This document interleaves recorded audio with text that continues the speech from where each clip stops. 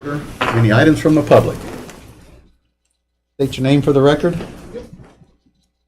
Corey Rodriguez, 498 Woolen Mill Road. First thing I wanted to say is I wanted to congratulate you guys on the work that our lobbyist group did last year.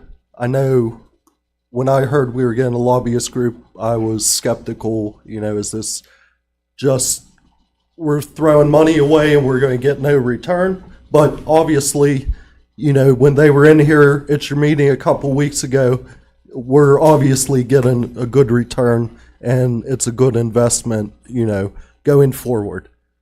And I just wanted to point that out to you guys. Appreciate your work with that. I appreciate your continued work with trying to push the DOH. I know it's like talking to a wall a lot of times, but we appreciate your efforts with that.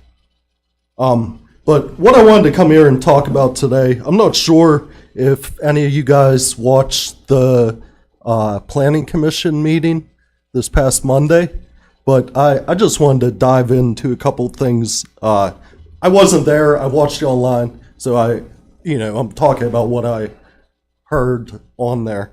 I mean, it was nice to actually see the school board members here. Them and the planning commission,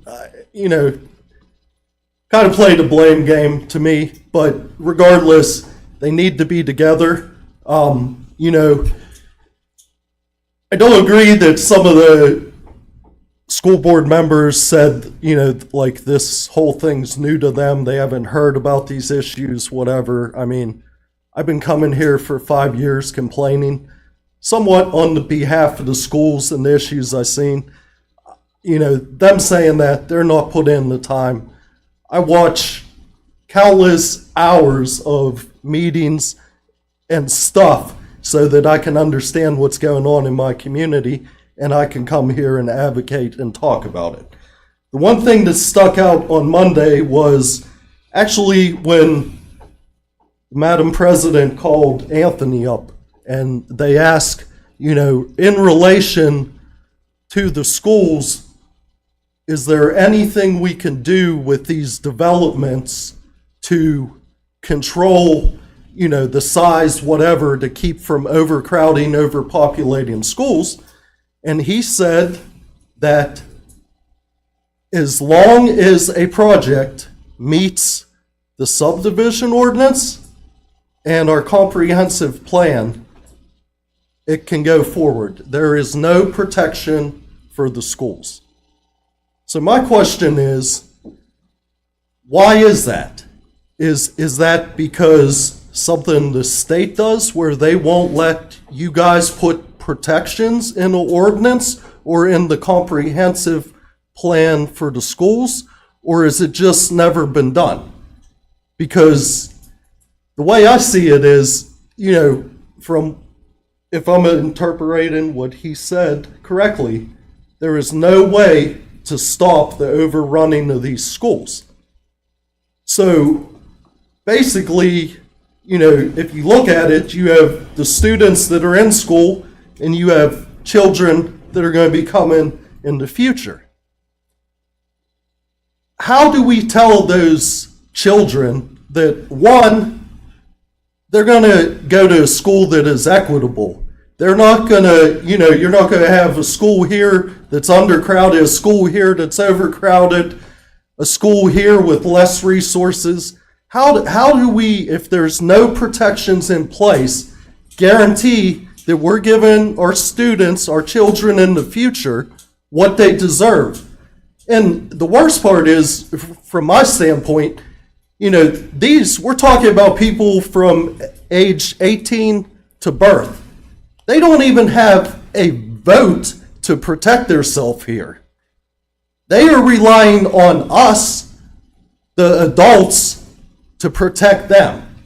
So for me, I have no kids. I just got married a month ago. I might have kids in the future. If you ask me if I had a kid now, would I send them to a Berkeley County school? I'd tell you hell no. because I see the direction it's going. I see that there's no stopgap to protect our children. And, it's even more to the students, it's the teachers. You overrun them with big classes. You don't have the age, you don't have the teachers, you don't have the facilities to do this.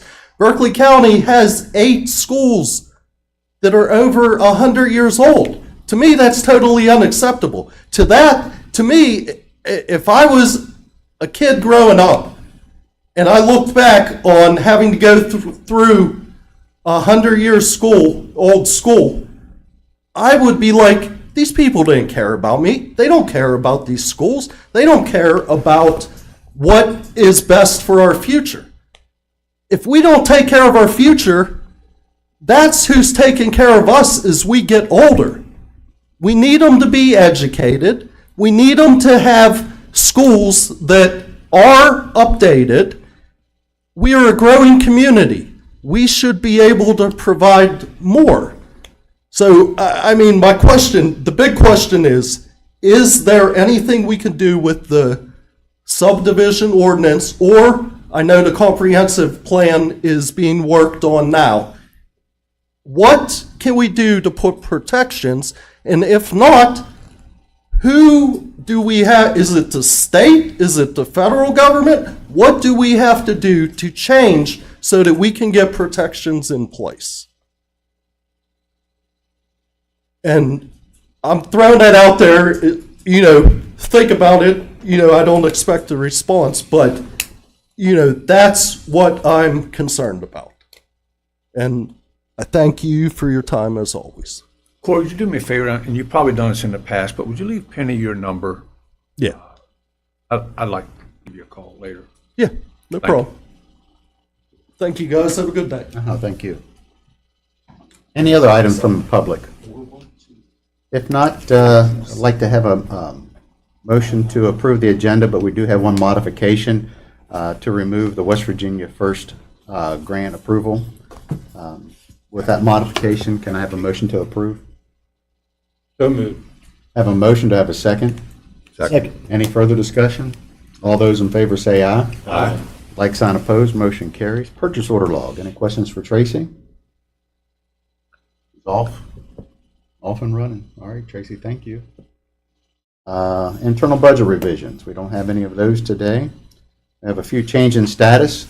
A new hire recommendation received from the Honorable Katie Delegetti, prosecuting attorney for, is it Jarek Allen, as an assistant prosecuting attorney with the annual salary of $75,000, and that's effective September the 23rd, 2024.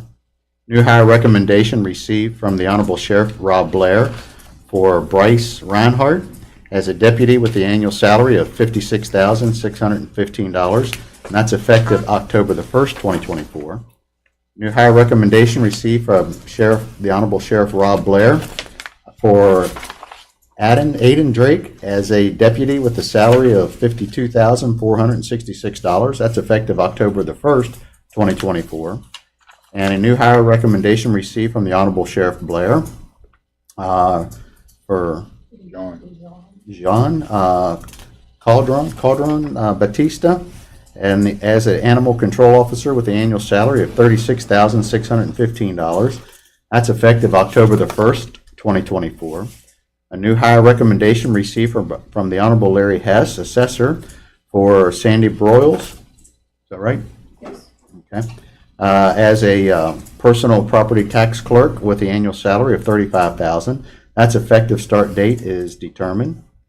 New hire recommendation received from Jennifer Swisher, 911 director, for Caroline, is it Spots? Yeah. Okay, as a call taker with the annual salary of $46,356. That start date is yet to be determined. Change in status received from Marty Roberts, fire chief for Adam Malk. He is receiving a step increase from firefighter 2 to firefighter 3, with a salary increase from $56,005 to $58,514. That is effective October the 1st. Per prosecuting attorney, remove Alex Glover from payroll effective September 26, 2024. We have a letter of resignation received from the Day Report Center from Megan Volk. That is effective September the 30th, 2024. Any other change in status, or is that all of them? Okay, we have the approval of the minutes. Everyone was present, so we can keep them in. We have a bond release from A&M Manufacturing Company, BCP file 2403-068, tied to BCP file 2311-379, number 002-20, and 2007-0043. That's a grading bond. Bond number is 09354973. Is that it, Doug? Did I do that right? Okay, thank you. And that's all of that. We have a letter of endorsement from Francesca Hernandez. Okay, I didn't know if the middle name was relevant or not. Okay. Serving beer at a special event. They're just having a family wedding, but it's an outdoor meeting 11. Okay, very good. And nothing else for the agenda. Motion to approve the consent agenda. So moved. Have a motion to have a second. Second. Any other or further discussion? All those in favor say aye. Aye. Like sign opposed, motion carries. Correction of assessment log, Mr. Hess. Good to have you here this morning. Good to be here. Good morning. Good morning. Have some personal property exonerations and a couple real estate exonerations. But first would be the personal property office air exonerations. We have a total of 24 again, and I always like to explain maybe some of the expensive exonerations. The first one, AT&T Capital, they had AT&T Corp, and they had AT&T LLC, I think, two different companies. They sent in their asset list. Both of them got added to one particular side, so we had to correct that one. So question, so that means this amount got divided between two accounts, so it's still there, not going away, or Well, how's this okay, work? so they each one had a list of assets. So they both got added to the one side, and we had to go back, and we didn't get the other one added, but we did go back and correct that one. So each one of them got their right assets, but we had to correct the one that got the double. So this doesn't fully go away, it just is kind of, Well, the double part does, but it goes away from the one company, but it goes back to the first company that didn't get it. So it bounces itself back out. Yeah. yeah, that's what I was getting at. It's kind of Yeah. still there, it's just being rewritten in a different way. Right. Yeah. Yeah. Alrighty. Any rate, and the rest of those for basic reasons, there is maybe an explanation on the NAICS codes. We have two of them on the first page. We have one for $300 and some dollars. I think on the second page we have one for $4,016.60. Those are basic codes for businesses, and if you have a restaurant, they have a certain code that they go by. They use those codes to apply to depreciation tables. And if you use the wrong code for, let's say, a bank or whatever, it just gives you a wrong number on the depreciation table. So that was used as incorrectly on those two, just to clarify that, if you know. But the total for all three pages, 24 of them, if you total them up, they come up to $21,171.20. Alrighty, can I have a motion to approve the 24 personal property tax exonerations for office air for $21,171.20? So moved. Have a motion, to have a second? Second. Any further discussion? All those in favor say aye. Aye. Like sign opposed, motion carries. Thank you. 12, real estate. Yeah, we have 12 of them. This happened down at DuPont, the old DuPont place down there. We had some of those, part of that was split off and sold. There was a lot of new parcels, and we had to, and they had farm values on them. And so when they split the parcels out, farm values got applied, but they didn't take the class 3 off of each one of them. They didn't put the 2 on, so calculated them out as still a commercial fee.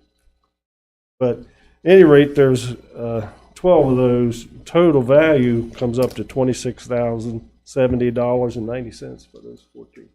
Okay, can I have a motion to approve mean, the 12. 12 real estate tax exonerations? Yes, sir. I'll make that motion in the amount of $26,070.90. I have a motion, do I have a second? Second. Any further discussion? All those in favor say aye. Aye. Like sign opposed, motion carries. All right. Is that it? Thank you. Thank you, sir. Board meeting reports. Mr. Boyd. Yes, sir. I had a couple meetings this week. Home consortium meeting.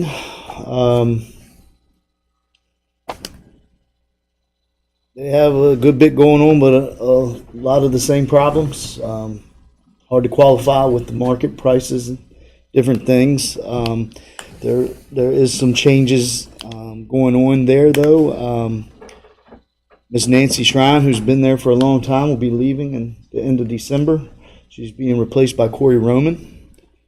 He'll be the new, I guess, administrator, replacing her. They did award $500,000 to Mountaineer Recovery Village to build some, I guess, additions to that.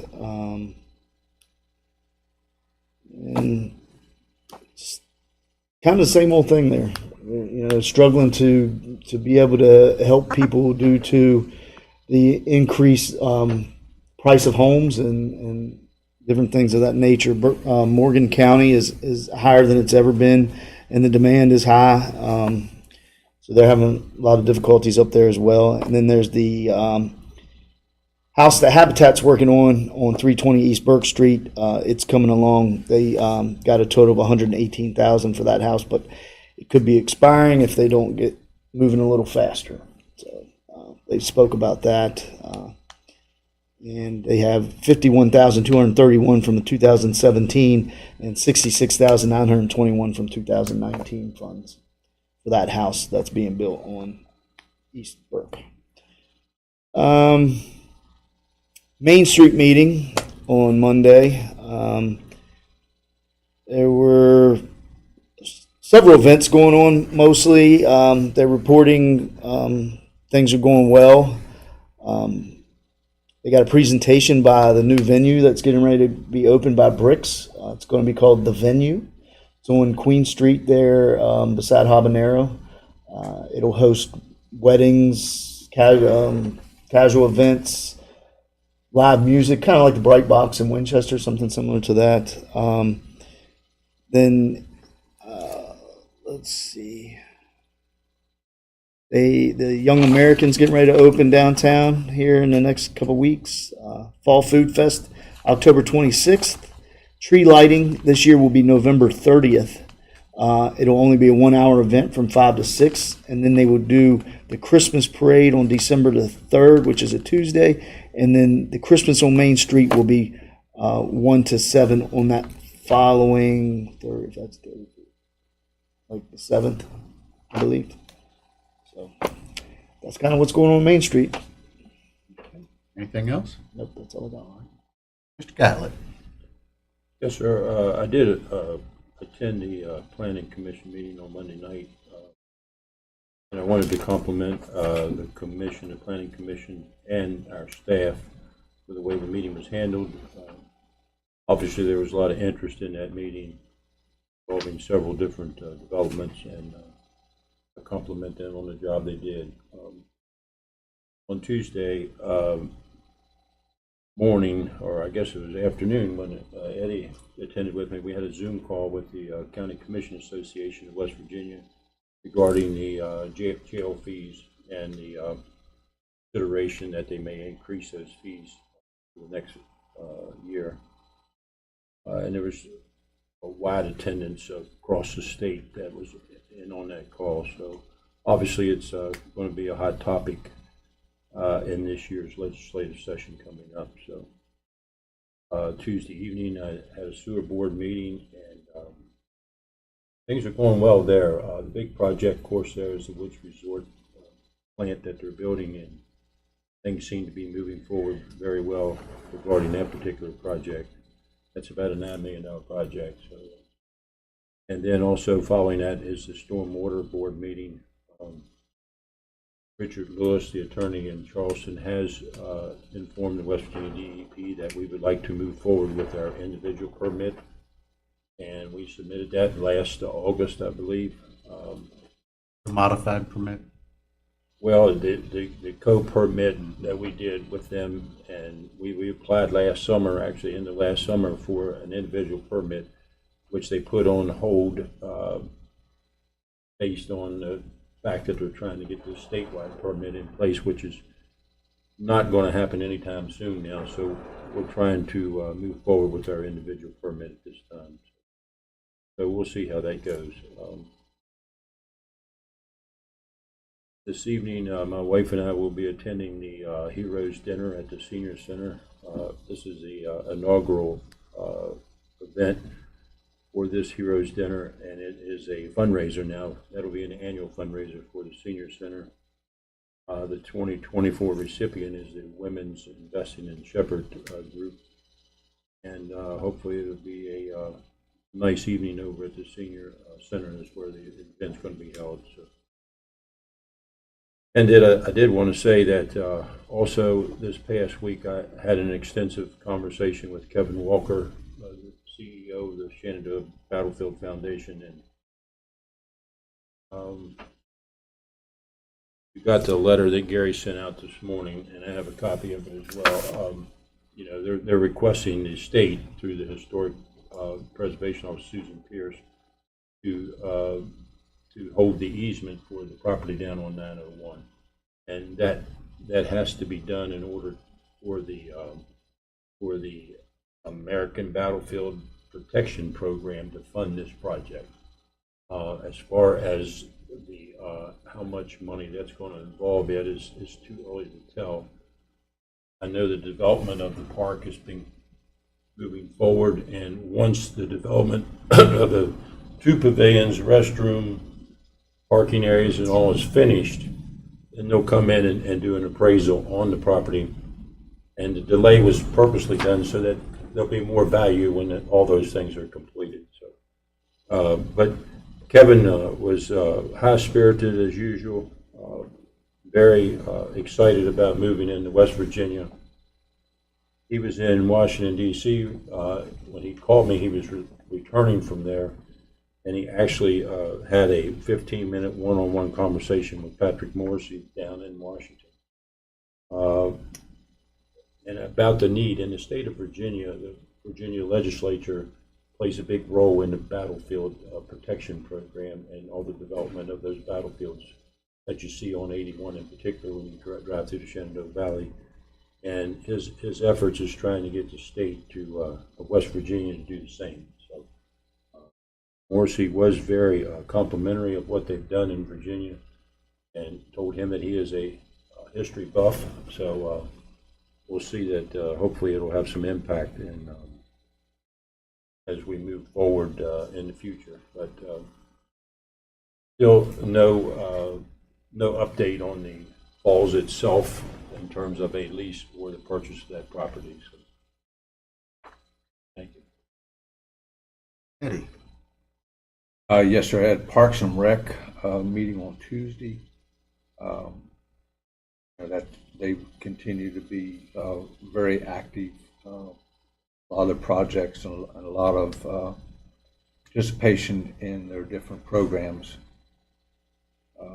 One of the things that they'll go ahead and get started on instead of waiting on the state to do is clean up the area at the Stone Bridge so that it can actually be maintained the way it should be. Like everybody acknowledges that area, that roadside park, has gotten a lot of use, and but because of the overgrown area, it hasn't been enjoyed the way it should be, and it certainly doesn't have the pride that we would want it to have. So they'll be working on that coming up. The Tomahawk Rooney Park, I think that they've spoke to you about the four-wheelers. Yes. On the neighboring property. So they've got some issues there. But also the Tomahawk Rurotan, which has been an integral part and a partner there at Rooney Park, celebrates her 65th birthday this year. So want to wish them the best and acknowledging their longevity there in Tomahawk. The Berkeley 2000 building, the roof replacement is going well. Spring Mills, the pavilion is up. They're laying block on the restrooms. The pools are being shut down right now, and all necessary repairs that they are aware of are being made as they close the pool down. And I wanted to take this time to thank United Way for the Day of Caring. They spent a lot of effort in the parks and poorhouse, and that's on that Day of Caring. So I want to thank all those folks who participated in that. As Steve mentioned, we were on the jail bill Zoom call the other day, in which nobody really knows what direction this is going to take.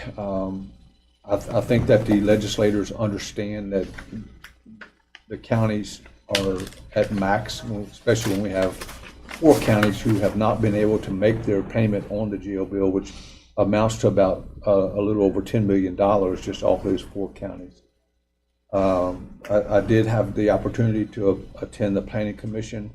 They had 8 public hearings, which one development had a lot of attention, especially from the school board. We do have a date set up to be able to meet with them and hear their concerns and try to offer some solutions moving forward and have a good dialogue and a good partnership with them. Construction on the health department is moving along. The foundation is in the process of being laid as we speak. Day report, they're finishing up the painting and they'll be doing paving over the next week or 2. And the jail that's being, our old jail that is being remodeled into a courtroom. The demolition there is complete. They're doing some repair work upstairs. And so that project will be moving along very well. So I think that's about it. Is that it? I'm going to attend the anniversary thing Sunday at the Virgin Club. My father-in-law was a charter member of the Virgin Club. He was very instrumental with a few others back in 2001, to be exact, in turning over that 17 acres to the county so it could become the park that it is today. So I look forward to being. I was unable to attend the public hearings that were at the Planning Commission, but I thank you, Eddie, for still full-time employee with myself, so it's kind of hard to get there sometimes. But all righty, with that being said, next on the agenda is Will Lawrenson. Oh, Mr. President. I'm sorry. One page To too far. finish out our board and commissions, I'd like to make the appointment of Clarence Martin to the Historic Landmarks Commission, and also Jeff Wilkerson, who is a tremendous partner with the LAPC. Both of those have been very good people to serve on those respective boards. So I'd like to make that motion for reappointment. Okay, we have a motion for Clarence E. Martin and Jeff Wilkerson for those 2 boards. Can I have a second? They Second. have not returned the information yet. Oh, we have not. I Okay. see that. Yes, I'm they've sorry. They've not returned them. Oh, Yes, ma'am. I'm sorry. Okay. Well, we'll hold that off. Yeah, I'll Withdraw- rescind my motion. Motion, okay. All righty. So we're back to Mr. Lawrenson. Fiduciary for the state hearing of the estate of Lad Jasper Jr. Indeed. We do have that estate hearing. Mr. Jasper passed away on June 13th, 2024, a resident of Berkeley County.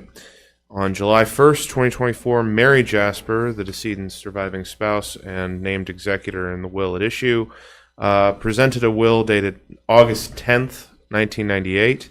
The will named, obviously, Mrs. Jasper as sole beneficiary as well as the executrix. However, upon further inspection of the self-proving affidavit, page 3 of the will found in your read-ahead, the affidavit is dated 20 days after the will was actually executed. Normally, this would not be a problem. Nothing in law requires that the witness attestation be filled out at the same time as the will's execution, even though typically it is. But the problem here is that the affidavit actually fails to stipulate when the witnesses actually witnessed the will's execution.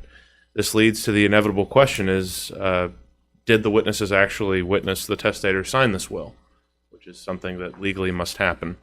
West Virginia Code requires that for a will to be valid, the will must be in writing, signed by the testator, witnessed by at least 2 competent witnesses, in the presence of the testator present at the same time. Those are in code. And put it another way, if I sign my will, then get family friends to sign the witness's lines 2 days later, that is an invalid will by law. And there's nothing that this commission can do to correct that after the fact. The Supreme Court of West Virginia has made this point very clear since the 1920s, and the courts have actually invalidated several wills due to these fact patterns.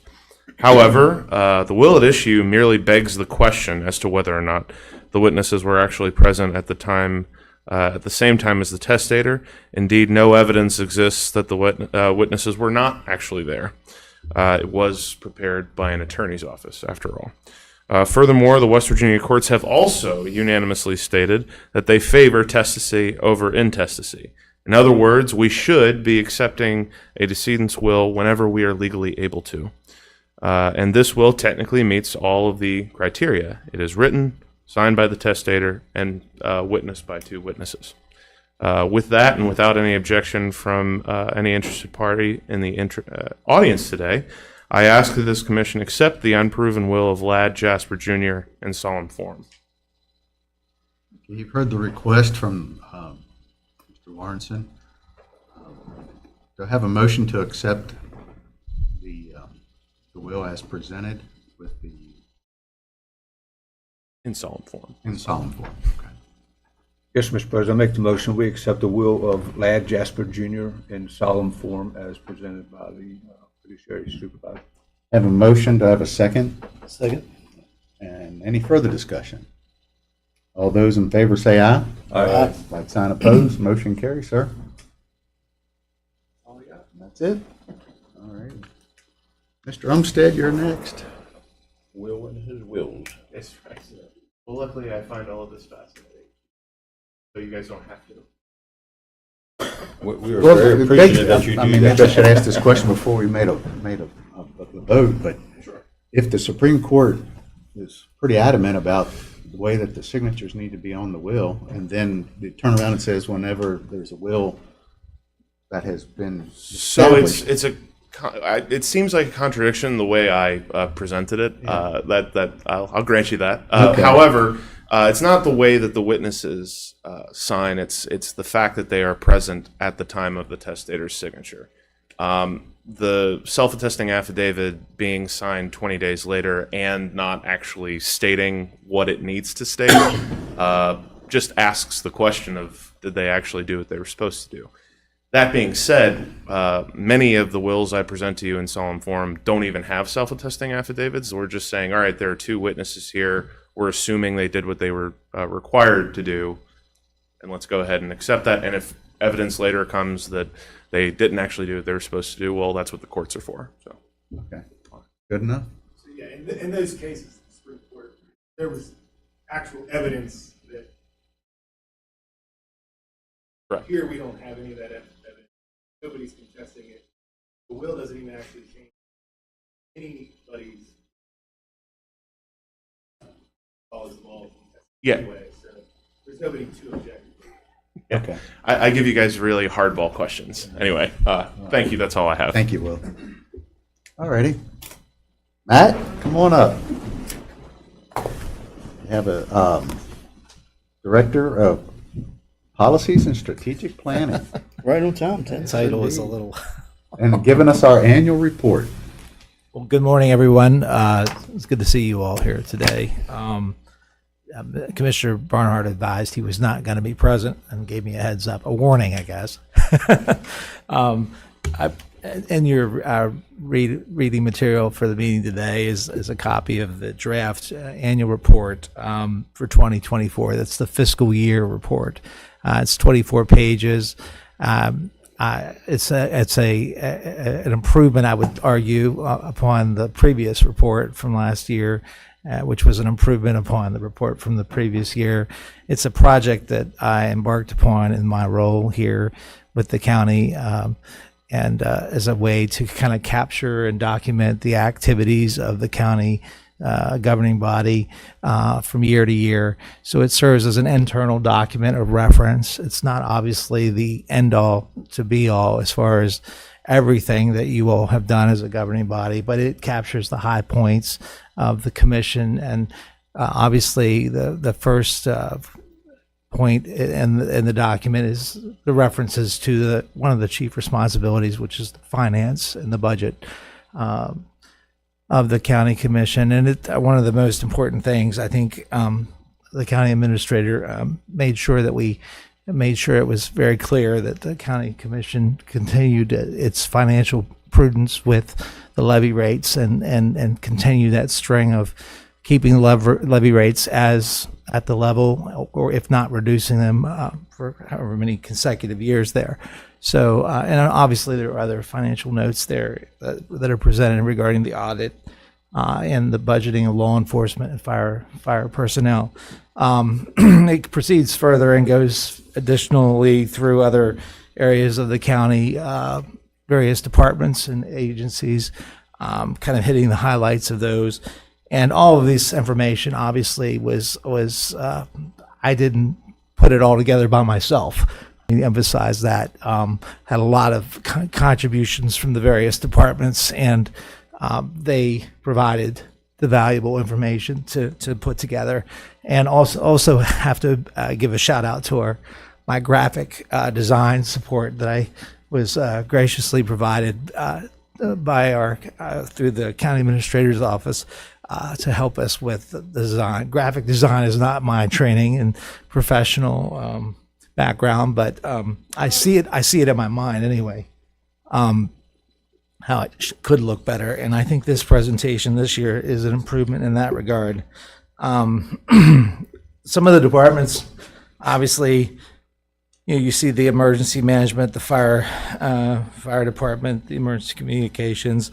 There's a lot of information to really review there, as well as the projects that the county commission directly was involved with regarding the building here, the energy conservation efforts of the county commission and the county administrator's office, as well as some of the ongoing efforts with litter, community corrections, and so on and so on.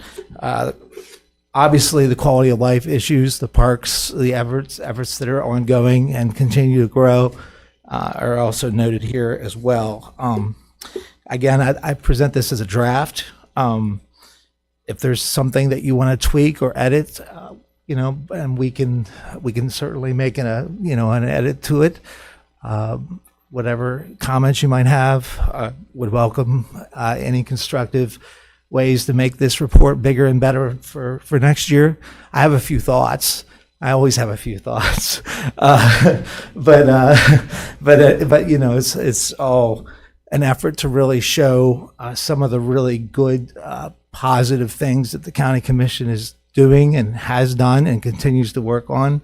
And I'm sure there's probably some things that may not have been presented here that could have been added, and we could still add them, I guess, in theory, if you would like. So with that, I'll finish and entertain any questions or comments. Well, the only comment that I have is, Matt, you do a great job at putting all this together with the help of all the other entities of the county. Thank you. And I'm going to speak for myself. I'll let the other commissioners speak for themselves too. That is a collaborative effort with all the staff, other departments.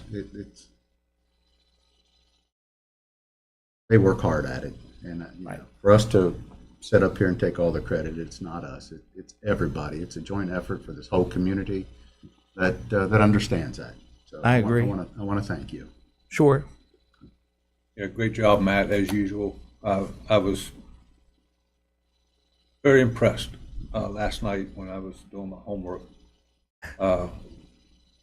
and going through our agenda, or tomorrow or yesterday, but very well laid out and very well put together. And you always do a tremendous job, and we appreciate your efforts there. The other thing that I would perhaps ask to look at Sure. are the TIF districts. If that could be placed in here. Oh, that was actually something that I was it was in my mind to include actually, and I did not. It was an omission. I was gonna actually include that. That was done during the fiscal year, correct? It was in that fiscal year. It was. Yeah. Yeah. It's still evolving, it's still It changing. is. so- It's alive. But they were established, I think. Sure, Yeah. both of them. And honestly, it was meant to be included. I can with the Add them in with economic development. county We can add administrator's them. indulgence, I can Yeah. add those in. Which, and I meant to add. the, just a minute. the See, there you Development go. Authority, Jennifer is taking the lead on the application and Right. all that, and Gary's Right. worked tirelessly on that as well, trying to work with the assessor's office, and just there's a whole lot of moving parts to that people, I hope, understand and appreciate the fact that these were established to be able to help with infrastructure costs as growth comes upon us, to use the growth to help pay for the infrastructure so that we don't have to go back to the ratepayers. That was the intent of this. Absolutely. And, it's proving already to attract a number of businesses. So I see it as a very positive thing. No, absolutely. It was it was an omission by my. It was in my mind to add that, and I lost it. So I will add that to the economic development.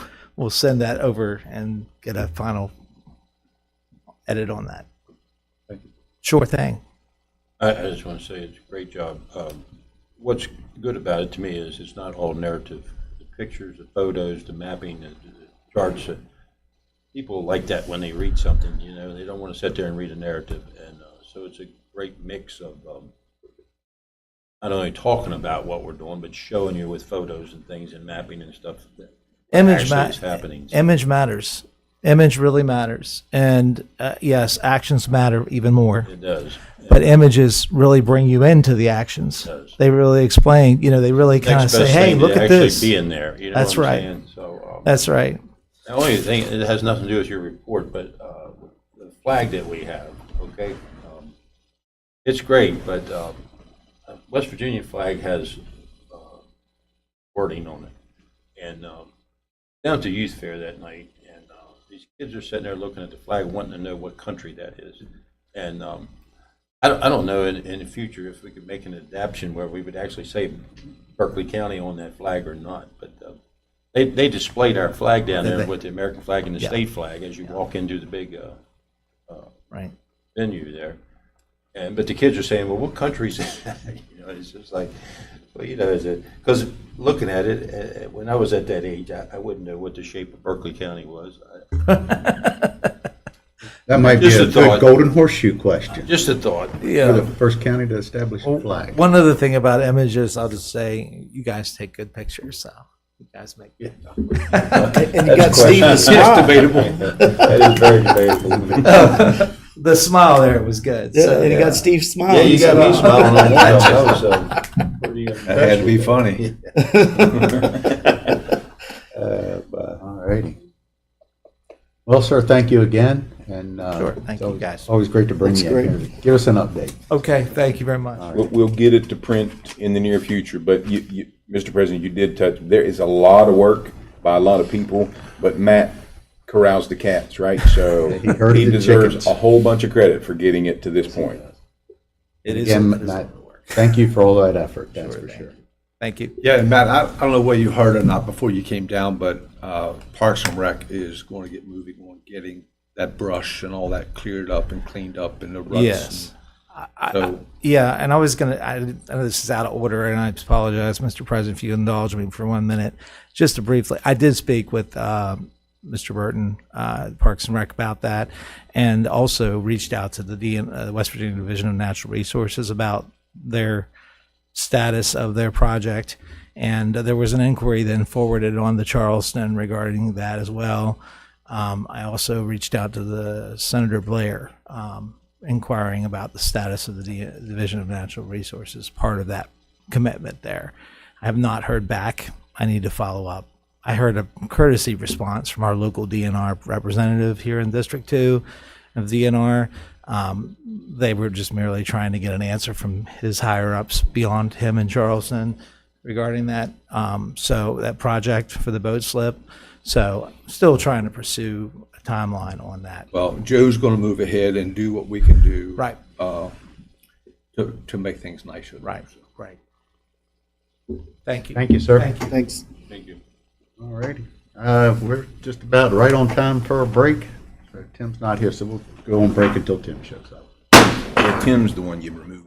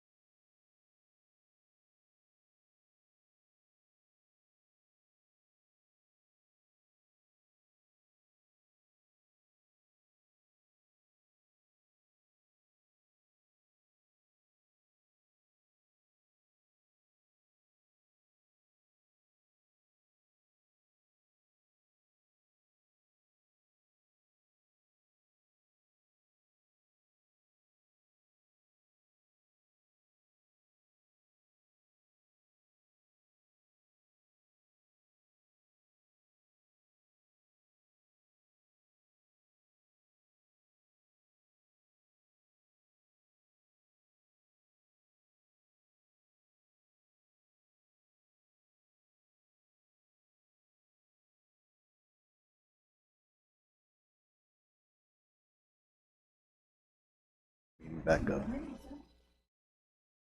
Okay, we're back in session, and next up is Tim Zia, Community Corrections Director. Approval of what, is it DHHR grant? Yes, just requesting your blessing to request this grant again. We've had it for 8 years, I believe. This is a continuation. It's a grant that funds some peer recovery coach positions at the Recovery Resource Center, the HHR grant.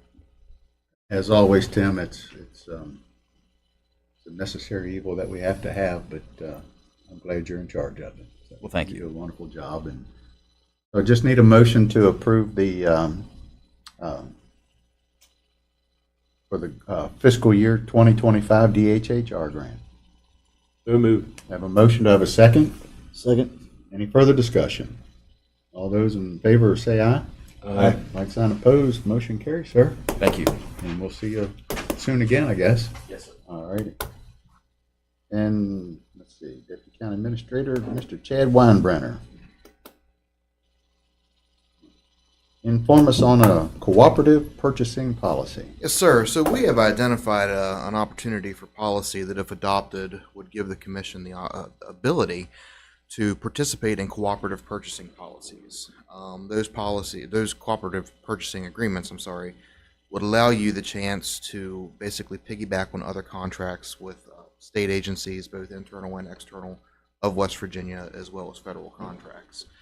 To be able to do this, you have to adopt a policy stating you are part of your purchasing policy in addition to your standard purchasing policy. It's very straightforward. West Virginia Code is listed in the policy that allows commissions to do this, as well as to set their own rules for purchasing. And adoption of this policy today would allow you the ability to jump onto these cooperative purchasing agreements, which in certain cases. All righty. Has everybody had a chance to look at it there? And if they're okay with it, I'll take a motion to adopt. It's very similar to like the vehicle thing the state offers, and then you have to bid it yourself because they've already done that for you, and you purchase vehicles over the years. This doesn't address West Virginia state contracts. You already leverage those, but other federal level contracts like Sourcewell or another state sheriff's department has a massive bid that has the language to allow you to use it. What we did was ask Anthony and Jeff, and they looked at it and said, well, you can get to those other agreements that have been publicly bid and passed all the tests. However, the commission should have a policy of its own that says, yes, we will, if it's advantageous, leverage those other agreements. One big one is Sourcewell.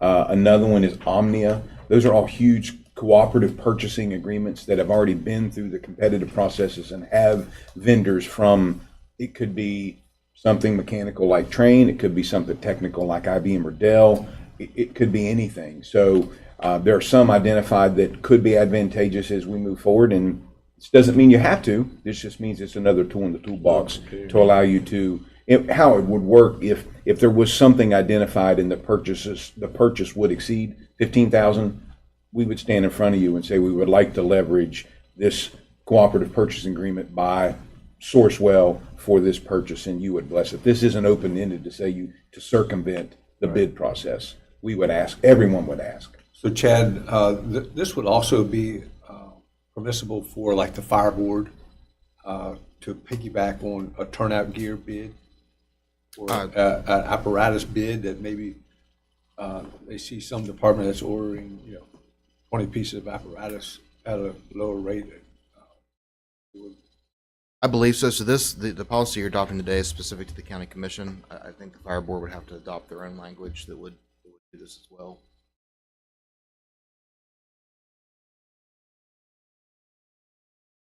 Yeah. Separate. Okay, so I guess perhaps then let's move this way.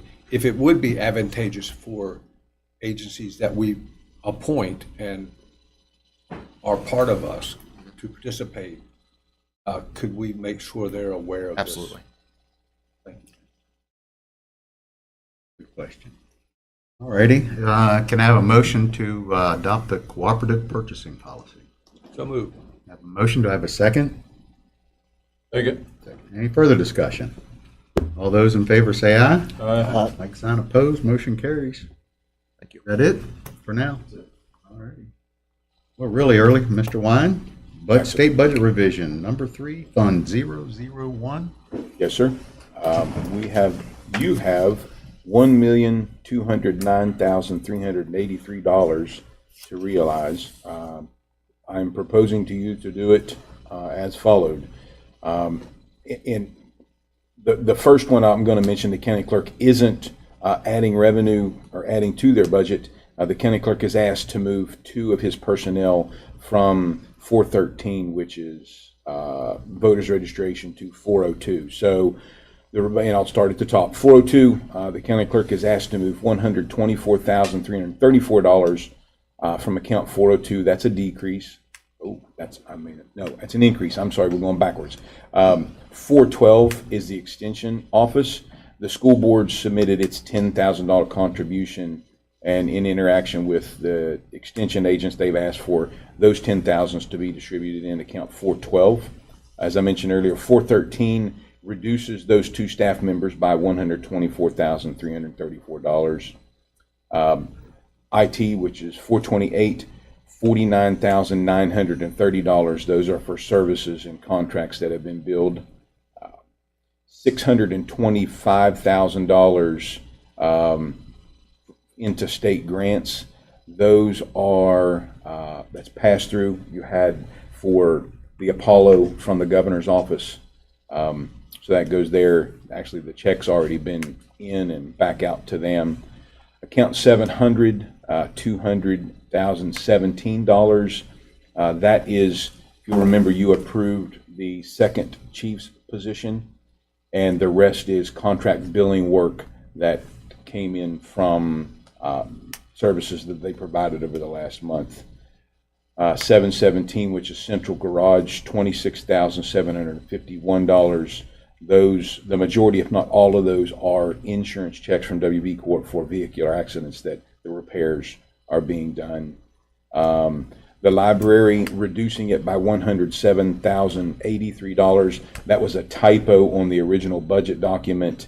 I used the total value and not the distribution value, so their draw has been correct. It's just we need to take that money from account 916 and take that and move it into 988 along with the other ancillary deposits of $405,768. So $1,209,383.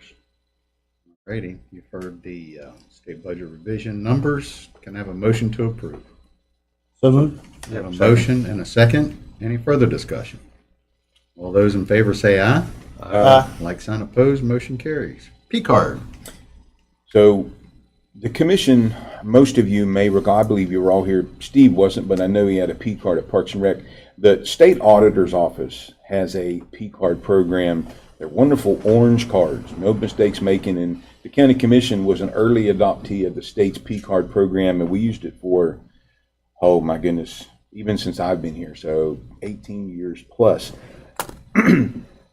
Probably in 2020, the state in their process switched from the bank they were dealing with on the P card to another bank. That particular bank that they switched to was Fifth Third. And we struggled, poor Penny struggled, Alan struggled with the flow and the functionality of the P card. It was problematic.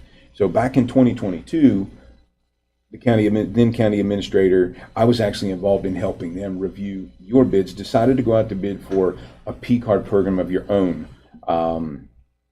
And you did that, and you selected, or you made the decision to walk away from using the auditor-sponsored P card, and you now use a P card program from United Bank. That you went out, you competitively bid and selected them.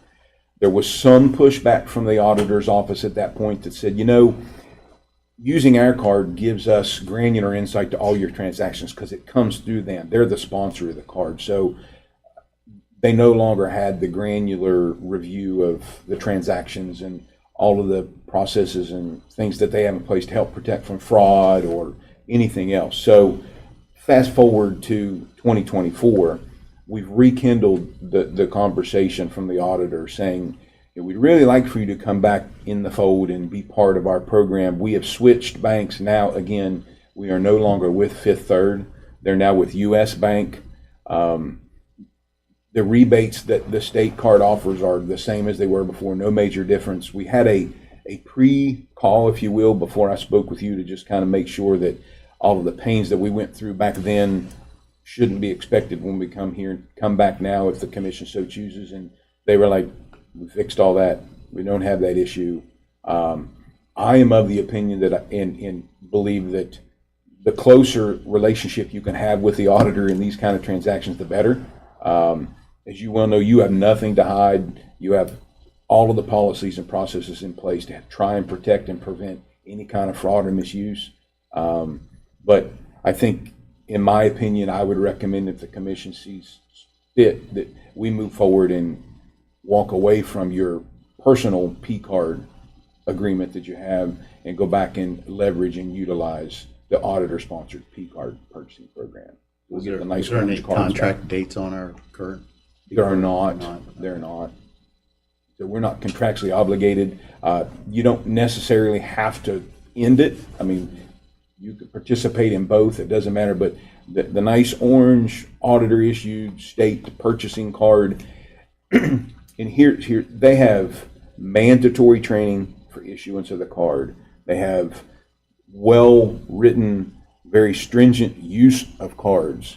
There are penalties with the incorrect use of a state P card that don't follow the use of your card. Just one example, misuse of the state P card, there is no value to the misuse. It is a felony. You can buy a pack of gum or you can buy a car with that P card, and if it was an illegitimate purchase, it's a felony. And that's by law of the legislature. So again, I think it's safer personally. The fact that they assured us that we won't have those bank problems and any won't quit if they're that bad. I mean, it was bad. I mean, and you can ask. I remember it was that. bad. So I'm just asking for direction. I mean, you don't necessarily need a motion. It's a state auditor's card. If the commission wishes to migrate back to the state's card, which is what I'm recommending, but it's completely up to you. We have absolutely no issues with the current card system that we have now, zero issues. But I felt compelled to at least have the conversation and present you the opportunity to make the decision, and realizing that it was actually at the County Commissioners Association meeting that the auditor staff kind of pulled us aside, and me personally, because I've known them since way back when, and said, hey, you ever think about coming back into the fold? And then they talked about the granularity of them seeing the transactions. And I said, we didn't walk away to hide stuff from you. We walked away because of our problems, and they assured us they were fixed. And I said, well, we'll get it on the list and discuss it. I said, I don't make those decisions. My bosses do, and kind of see where your heads are at and what you want to do. Is there still a percentage rebate? I believe it's 3. I didn't confirm, but they said it didn't change. So whatever the rebate was, it is exactly what it was before. Well, I think that in light, even though some of the issues did not involve the P card, I think it's good to have the auditor's office be able to see the transactions that go on here as a safety net. I agree. For us, so I have no problem with it at all. I was going to say, before we back out of the existing contract, I'd like to make sure that everything's working properly before we deactivate what we currently have. Sure, and we can leave it functional. Yeah. If it is the direction of the commission, there'll be there's a user agreement that'll come to the commission to participate in the program. But I did not want to start that process if you weren't interested in change. Right. I'm just looking for direction, consensus, if you will. I'm in favor of going back to the P card for the state. I'm fine with it. Yeah, we'll get it moving. Thank you. All righty. And flu shot. Yes, sir. That time of year where everybody's coughing and sneezing. So we have prepared for you a memorandum and an opportunity for a clinic here on the 30th of October or September? September. So if the commission, you've done it every year since I've been around, right? Health Department usually comes in and They do. administers it. Come right here. And the cost is $20. A shot. Yeah, and they bill the insurance companies and. Penny, what typically have we ever had? They've never paid a bill. Yeah. Everybody's insurance, brings their card, I get them, send them to them, we've never. Righty, I think the consensus is to continue. I think those of us on Medicare, which is a few, even didn't have to pay anything at last year. All righty. So I think. Motion on that one. No, on a motion then. I'd move that we pursue the flu shot program again on September 30th if possible. Have a motion, do I have a second? Second. Any further discussion? All those in favor say aye. Aye. Like sign opposed, motion carries. Shoot 'em up. Do it. And we're going to take a break until 11:30 for the executive session for personnel matters. So we are on break.